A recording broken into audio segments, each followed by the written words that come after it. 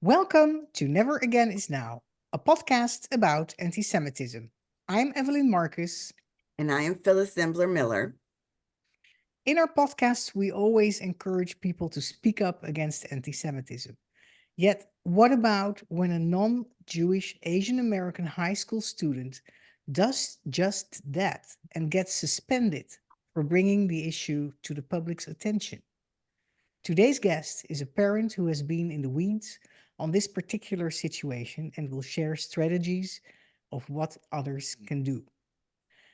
Rebecca Schgallis is a senior education strategist for the Camera Education Institute and the founder of United Against Antisemitism, UAA, an advocacy organization that fights anti-Semitism in K-12 schools. Welcome, Rebecca. Hello, and thank you for having me today. I get to ask the first question, which is in November, a few weeks after Hamas's brutal attack on Israeli civilians, there was an anti-Semitic incident at Langley, Virginia High School. Could you first describe what happened? Sure. So in October and November, the high school student Muslim associations throughout Fairfax County public schools held walkouts purportedly in support of in the humanitarian crisis for Gaza. Langley High School held their walkout in November. And at that walkout, about 150 students left the building. They had Palestinian flags, they carried signs, and they were chanting the usual slogans that get chanted at these sorts of things. About 5 to 7 Jewish students and their friends also attended the walkout and stood on the opposite side of the driveway. They had Israeli flags. At times, they could be heard chanting, "Bring them home," referring to the hostages. In addition to that, there were a few Jewish parents who also attended the walkout and videotaped what was happening. And so those videos show that the pro-Palestinian students at times screaming at the Jewish students and their friends, screaming things like "you are murdering babies," and getting very heated in the process. A parent also reported that he at one point was surrounded by about 20 students who accused him of being Islamophobic, even though he says that he was just standing quietly to the side observing. Another parent reported that she was chased to her car by some of these students who told her she should kill herself. So this is kind of the scene of what was happening when this next incident that you described occurs. So a friend of the Jewish student, this Asian student, approached one of the Jewish parents and showed a photo of 2 of the pro-Palestinian students that was taken 2 days prior to the walkout at their Muslim Student Association club meeting where they were preparing all their signs. In the photo, the 2 students are displaying this flag that they've drawn. It's a flag of the United States, except they've replaced the stars with swastikas. And so when the parent saw this photo, she immediately went into the building to try to report it to the principal, but she was told that the principal was not in the building. And so she went back outside and reported it to one of the assistant principals who was out there monitoring the walkout. No action was taken at that moment. The walkout was allowed to continue. It should be noted that this was not the only swastika that was present. There were other signs that parents took photos of that had swastikas on them as well. So after about 90 minutes, the students returned to the building. The principal, who was reportedly not on the campus when this all was happening, sent out the same form letter that many of the principals had sent out in the county after their school walkouts, reporting to the community that this was a, quote, orderly walkout. And then what happened to the Asian student? So the Asian student was, well, let me backtrack a little bit here. The parent, obviously very angry and upset over what she saw and the lack of reaction from the school when she told them about this photo, sent an email to the principal and alerted them to this photo. She never got a response. But the photo was then picked up and the story was picked up by local media, stopantisemitism.org, and national Jewish media ran with the story. The students involved, I'm told that the students who created the flag were in fact suspended. And it should be noted, suspensions are very rare these days. So on the one hand, yes, that these 1 to 2 students were suspended. But in addition to that, the student who reported this to the parent, he was called in for questioning by the school administrators multiple times. And it was done so without his parents' notification, which is actually a violation of the student rights and responsibilities. Parents are supposed to be notified when a student is brought in for potential disciplinary procedures. And so he was essentially coerced into confessing to sharing this image on social media and the like. We are told that the image was already out on social media, that the student who's in the photo had shared it himself. The Asian student was then also suspended. So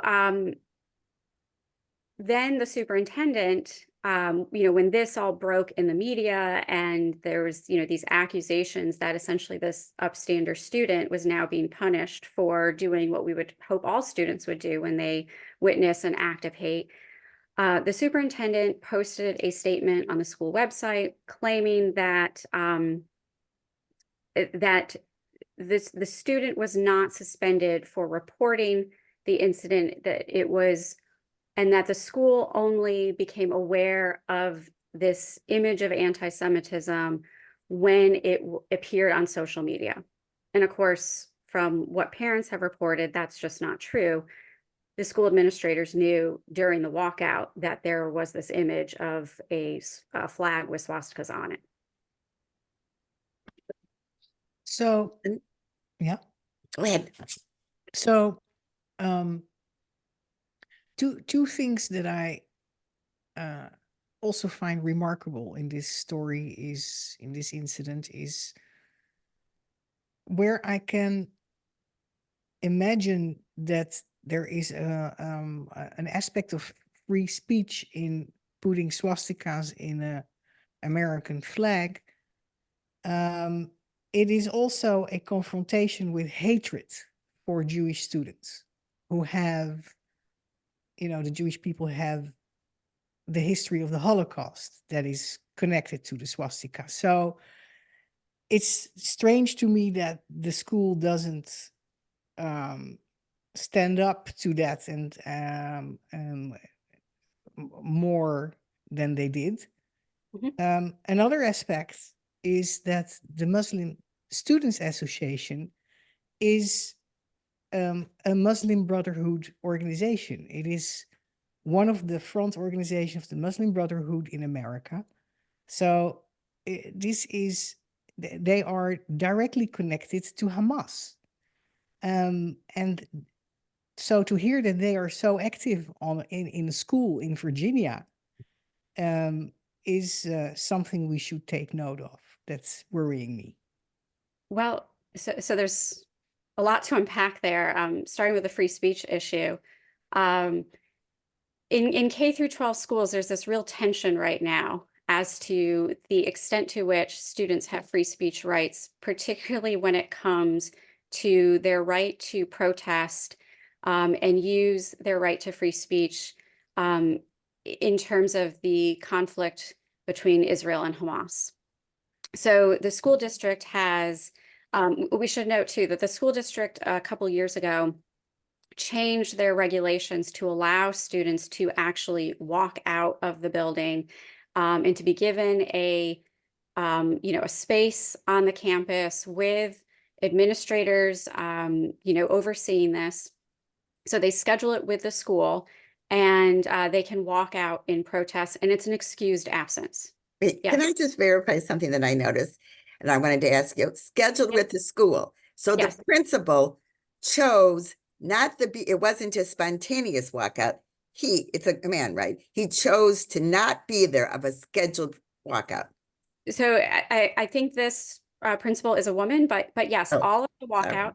walkout across Fairfax County, because they are excused absences and it's written into their code of conduct, they get to have an organized with security walkout, and they schedule it with the principal. And so we knew in advance that these walkouts were happening. The student Muslim associations were posting about it on their social media. And in fact, their original posts were so troubling because they included things like a map of the entire state of Israel, including the territories, and labeled it Palestine. And so we were able to get the school to obviously remove those inaccurate maps, but we had a sense of where this was going. We also discovered their toolkit that the students were using. And so we knew that there were outside adults that were helping to organize these students, that they were providing them with information and support. The social media postings that they made were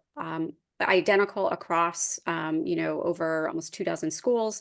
So we knew that this was not student-led, as the school was claiming in their follow-up emails.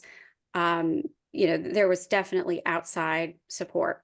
To your second point about Muslim student associations, I don't know the extent of, the ties between these national organizations versus what these organizations that are in high schools, because there's obviously regulations that the schools have about money and so forth. So they would not be getting any outside, resources like that.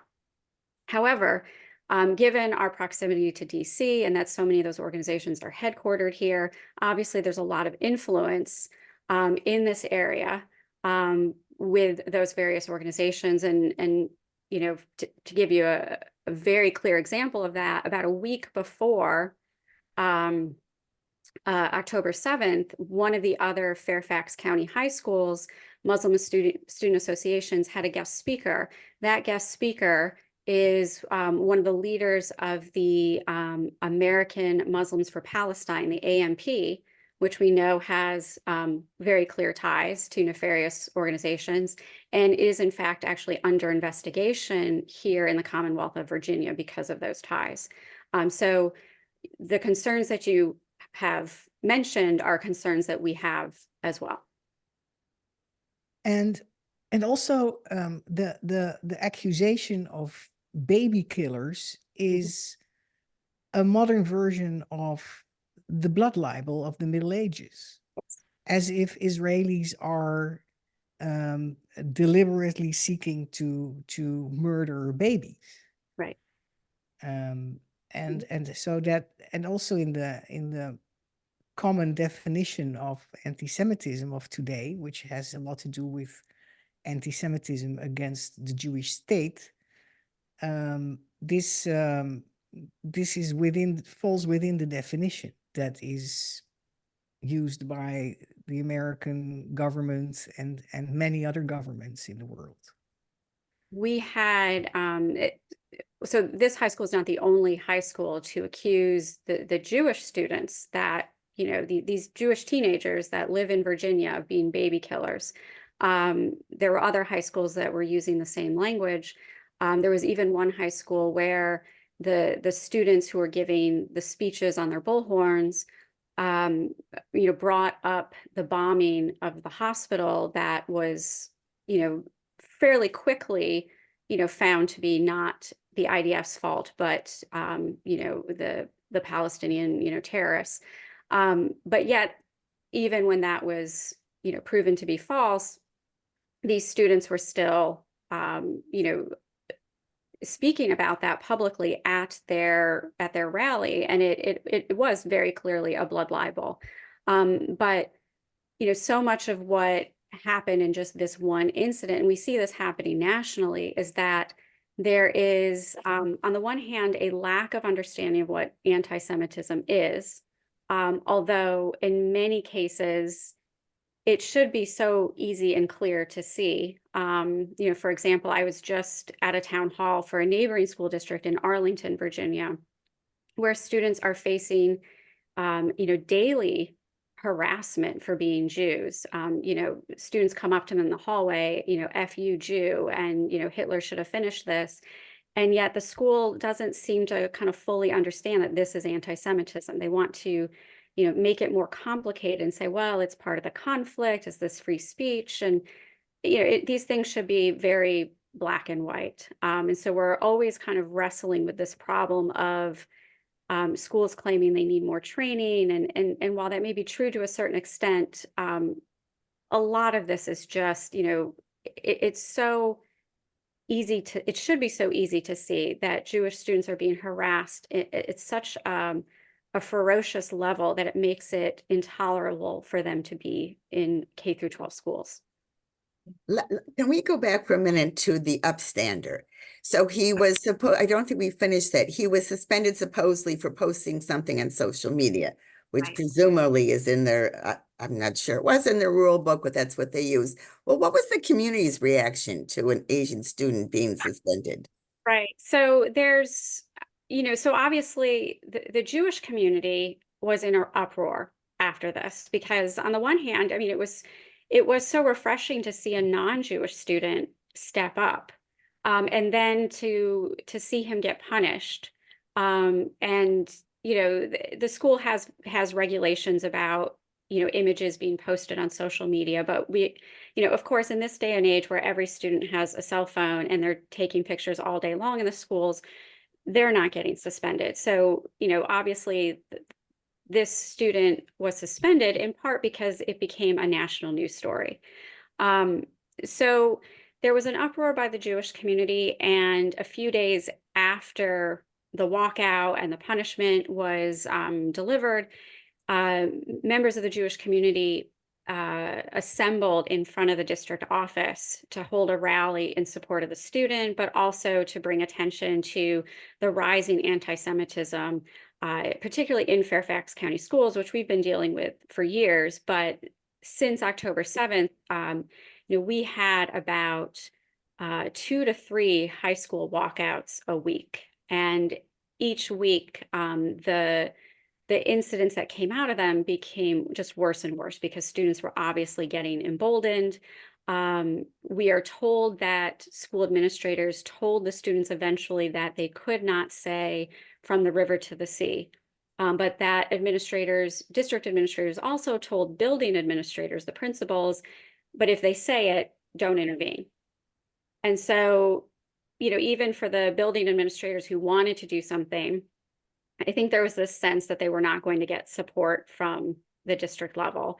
And to give you a sense too of, some of the other incidents at these walkouts, another one, again, there were about 5 Jewish students who showed up. They brought Israeli flags and they stood about 30 yards away from the rest of the students. They were on a football field and they were constantly being menaced and harassed and surrounded by larger groups of students. They eventually had to position a security guard next to these 5 students because the 300 pro-Palestinian students were becoming a threat. And at one point, some of those students came over to the Jewish students and ripped their Israeli flag out of their hands and desecrated it. At another rally, at the end, the student who was leading it with the bullhorn yelled out, "Long live Hamas."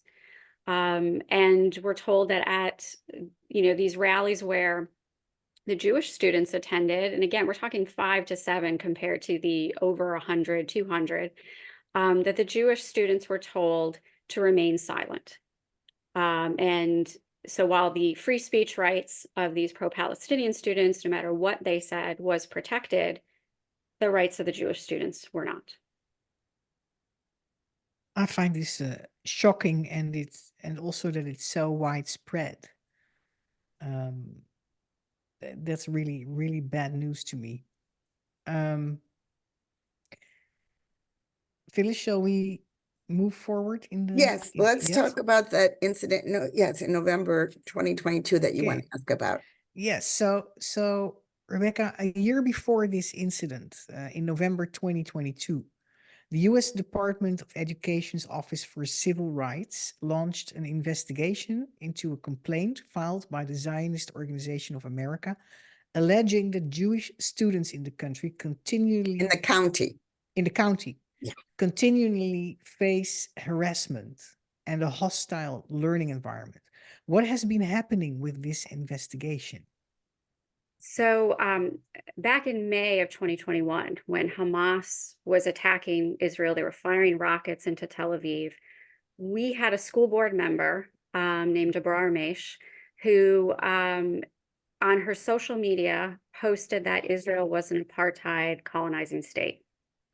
And so in response to that, several of us Jewish parents gathered together and we met to discuss our response to this. And in the course of that conversation, we learned that multiple Jewish students for years had been experiencing incidents of anti-Semitism, that parents had been reporting it to the school administrators, and that they had been essentially ignored.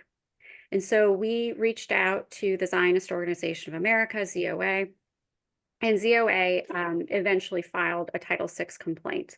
And that complaint has now been open for investigation. It's been opened for a year now.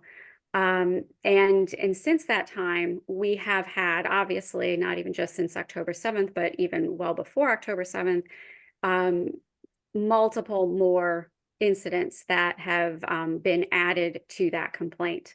And to give you a sense of some of the things that students have experienced in Fairfax County schools, so first of all, there's the graffiti. So swastika graffiti would stay up for years in school buildings because and parents would report it, but it would, sometimes depending on where it was placed, it was told, oh, we can't take it down, we can't, and it was just ignored.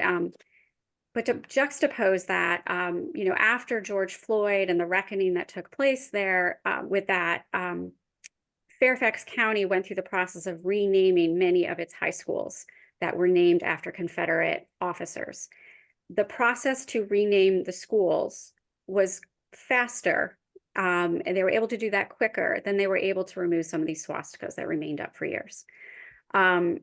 So, what we have seen over and over again is that when they want to address racism, they can move quickly. Students are told, offensive Holocaust jokes. Students perform the Nazi salute towards Jewish students. Students sing happy birthday to Hitler. Graffiti like Jews will not replace us, which was the chant of the Charlottesville, white supremacists, just down the road from where we are in Fairfax. And Jewish students even receive anti-Semitic death threats that go on for months. So it's a very hostile environment. And so ZOA filed this complaint. You would think that when a school district is under investigation, like Fairfax County Schools, that they would, moving forward, put a plan in place to systematically address this problem once and for all. Mhm. I have had multiple meetings with the superintendent, assistant superintendents, diversity, equity, inclusion officers, and I continually ask what the school is doing to respond to the incidents and issues in the Title VI complaint. Sometimes they have absolutely no answer. At best, what they can provide is that they have, kind of a general hate bias training that teachers are required to take. But there's no specific mention to anti-Semitism, which is, of course, what they're under investigation for.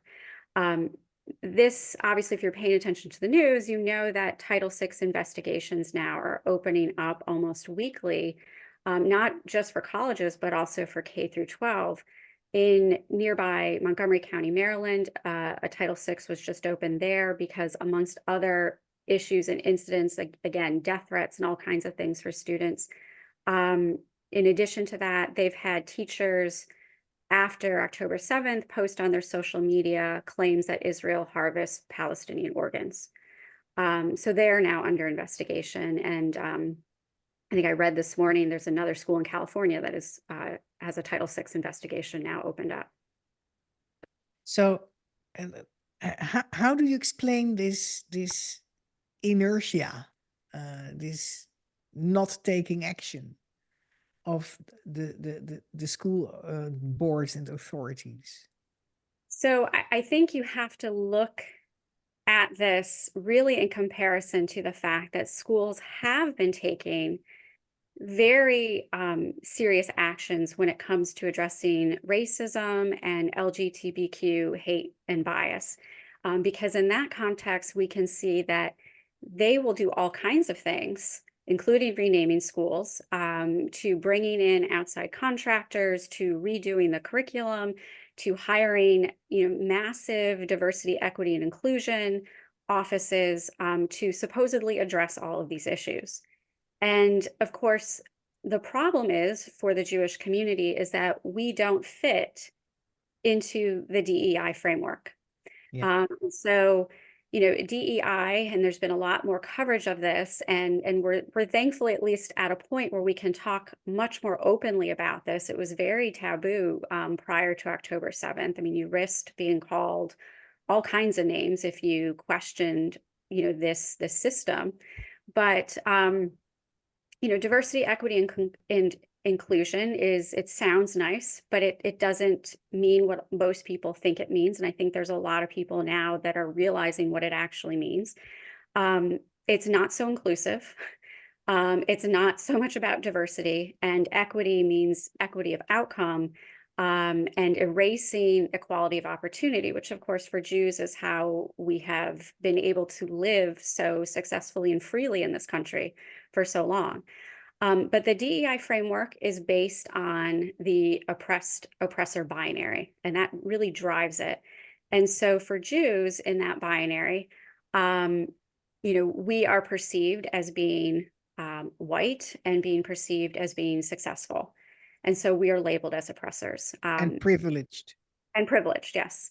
And of course, Israel, ignoring Jewish ingenuity, is labeled a white colonial, settler state. And so all of the anti-Semitic tropes that have been applied to Jews for centuries to label us as the pariahs of society now are applied to Israel to make it the pariah amongst nations.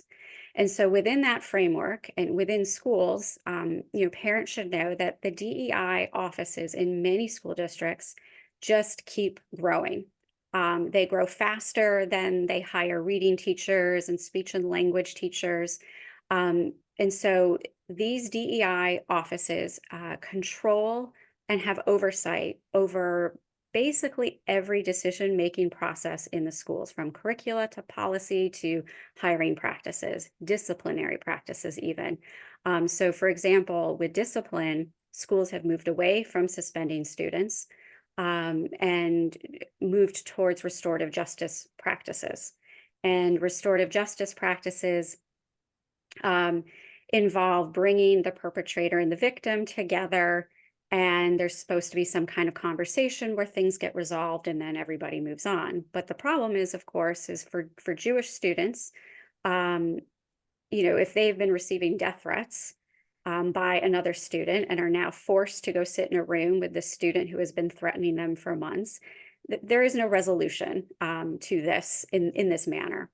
And of course, how this fits in with DEI is that schools have had to report the demographic breakdown of their disciplinary statistics. And so instead of looking at root causes of why there may be disparities, they have, again, this is the equity outcome, well, we'll just get rid of suspensions. And so it's very rare, which is why this case of what happened here at Langley is actually kind of interesting, because it's very rare for there to be a school suspension. So within this DEI framework, you have, essentially favored groups, and the curriculum has been rewritten in essence. Teachers use curricular resources that promote this, and those resources have proliferated and infiltrated our schools, particularly since October 7th, but they have been in there for years. And so, all the way down to, kindergartners are being essentially indoctrinated in this idea that we are the color of our skin, and and that there are these differences amongst people, and some people are, victims, and some people have all the power and are creating all the problems. So we had discovered, it has made the national news again, but we had discovered in Fairfax County that almost 2.5 years ago that our schools were using a resource called Woke Kindergarten. And Woke Kindergarten is a set of short YouTube videos about defunding the police. It's all about Black Lives Matter, essentially. Well, we did a deep dive on Woke Kindergarten 2.5 years ago and found that the creator had very anti-Israel viewpoints and was expressing them on the site's page. We got it out of our schools, but if you've followed the news, we know that I think it was in San Francisco, had spent like $250,000 to contract with Woke Kindergarten.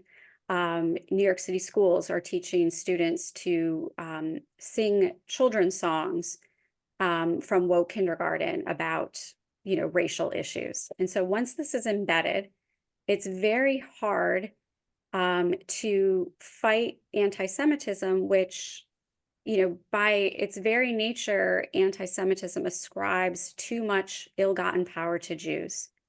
And so DEI folks, even if there's no, ill intent, they just don't know what to do with anti-Semitism in Jews. It doesn't fit their framework. And so it gets Right. So if I understood it well, the White House last year launched a national strategy for the United States against anti-Semitism, and one of the elements of that strategy is to include anti-Semitism in diversity, equity, and inclusion programs. And also we see just nationwide, we see some kind of resistance coming up against the whole woke ideology that is being taught to students and children and so on. So hopefully better times for the Jews will come up. As we come to near the end of this really interesting interview, what advice can you give? In other words, are Jewish parents waiting too long to file Title VI or to get help filing Title VI lawsuits? What advice, from being in the weeds, as we say, can you give parents? So, Title VI is a long, slow process. So it's not so much that parents are waiting too long. In many ways, you need, ample evidence to prove that there is a violation, and that sometimes can take time. So I think the key thing is to look at Title VI as one avenue of applying pressure to the schools, because at the end of the day, if your school is handling the anti-Semitic incidents well, then you don't have a Title VI, situation. And while we can't rid our schools of anti-Semitism, we can't rid society of anti-Semitism, what we should expect as parents is that when there is a problem and we go to our school administrators, that they actually address it in an effective way immediately. And so, for example, I'm from upstate New York, and there was an incident there about a year ago, and the parent went to the school administrator, and the school administrator told the parent that she was going to call the parents of the other student who had committed the anti-Semitic incident, and she would call the Jewish parent back the next day. And so the administrator called back the next day, said that she spoke with the student and the parents, and the student has now been suspended. And I almost fell off my chair because where I live in Virginia, and of course in the work that I do, I don't ever hear administrators being able to handle a situation with so much moral clarity. Where we are, there's this hemming and hawing of, well, what do we do? And, when we've had a student receive death threats for months, the administrator's response to the parent, when the parent asks, well, why isn't this student being suspended? the administrator said, well, he's a minority too. And so this is the issue that many parents are dealing with in their communities. And unfortunately, around many of our bigger cities where, DEI has really become embedded Entrenched. in the school system, this is where you're going to find many more problems with anti-Semitism too. So, my advice to parents, kind of like a list of things I would tell parents to do. The first thing is to monitor your schools and what your child is learning.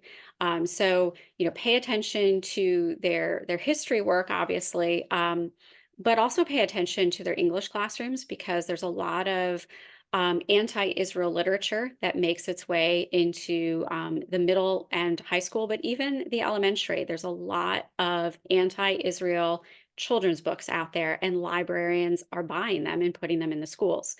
Pay attention to math class. I was recently told of an example by a parent where students were given a math problem to calculate population projections of Palestinians in Jerusalem. That was the word problem. So no more apples and oranges. So monitor what's going on. Know that there's a lot of resources that are making their way into our school. Some of them are overt in their anti-Israel bias. Some of them are like the Zinn Education Project, named after Howard Zinn, who was an anarchist socialist. Mm. They have, they exemplify this red-green alliance of, red standing for Marxism, green for the Islamist ideology. And they are pushing this decolonization narrative into schools with an abundance of curriculum, and teachers are taking trainings. And so pay attention to the trainings that your teachers are doing. The other thing I would suggest to parents is get organized. We were fortunate, if you will, here in Virginia with United Against Antisemitism, because we had an incident in 2021. We already had about 1,000 parents organized, and they were already used to writing letters and speaking at school board meetings. And so when October 7th happened, it was very easy to organize them, and they were already prepared and educated about what was actually happening. I think for a lot of parents, the assumption was that anti-Semitism only comes from white supremacists on the far right. And, they may exist in schools. In my work, I've yet to come across one, but I do come across a lot of Marxist, Islamist ideology in curriculum or in the schools itself. So that's a real wake-up call for parents. The other thing parents should be doing is paying attention to their school board and run their own candidates. Because, we're in a presidential election, and that's certainly an important election, but your school board election is where you have the most say in the curricula and policies that will determine whether your school system becomes a hotbed for anti-Semitism. So pay attention to those things. Pay attention to where the money is going. Is it going to DEI or is it going to reading teachers? You want to be part of those conversations and be voting for people who support academic excellence versus equity. And lastly, I would tell parents they're the best defense against anti-Semitism. We have lots of Jewish organizations. Many of them do wonderful work, but they don't have the capacity to keep an eye on every single individual school. And so parents really need to be watching themselves and protecting their own children. If your child is in an environment that is so hostile and dangerous to them, parents need to pull their children out of these schools. We saw 30 parents do it in Oakland because the situation has just become so, intolerable for Jewish students. So, parents need to aggressively defend their children and teach their children to be able to defend themselves.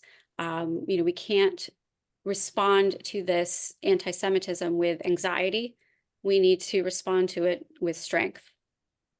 Those are beautiful words. And before I thank you, can you just share the one thing that you and I discussed ahead of time that you're comfortable sharing? Sure. So, I know a lot of people have been paying close attention to what's going on with anti-Semitism on college campuses. And in the fall, Congress had a hearing of, several of the presidents to have them respond to the situations on their campuses. We who work on these K through 12 issues are pushing for a similar sort of hearing for K through 12, because we know that these students are not showing up to colleges and necessarily getting radicalized there. The radicalization is happening in our K through 12 schools. If I may add one thing, practical thing, if parents are wondering if the school of their kids is collaborating, how do you say, working together with a good or a not so good Islamic organization, and want to find out if it's an Islamic organization or an Islamist organization, one source to go to is the Investigative Project on Terrorism online. You can find that and find some background information about organizations and people working there. And this is very important also for Jewish groups having speakers, that you need to vet very carefully who you're inviting, who you're getting in bed with. So particularly parents of kids K through 12 want to be very careful. So I thank you, Rebecca. This has been a very, very important interview. I thank our listeners. For those of you who want to know more about Evelyn and myself for our work, you can go to Never Again Is Now podcast on YouTube, Apple Podcasts, and Spotify. And as we say at the end of every episode, we say, please speak up against anti-Semitism and all hate.